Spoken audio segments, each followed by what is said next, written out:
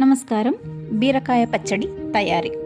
దీనికోసం బీరకాయ ముక్కలు, కొబ్బరి, టమాటాలు, పచ్చిమిరప ఏపి పక్కన పెట్టుకోవాలి. ఏపిన బీరకాయ ముక్కల్లోకి తగినంత ఉప్పు, తెల్లగడ్డలు వేసుకోవాలి.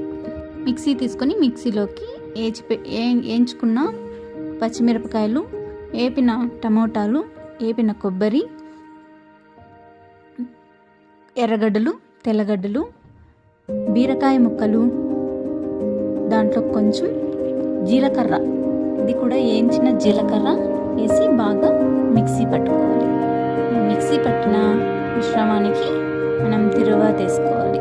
ఎర్రగడ్డలు, కరివేపాకు, సాసులు వేసుకుని తిరువాత చేసుకుంటే ఎంతో రుచికరమైన బీరకాయ చట్నీ రెడీ.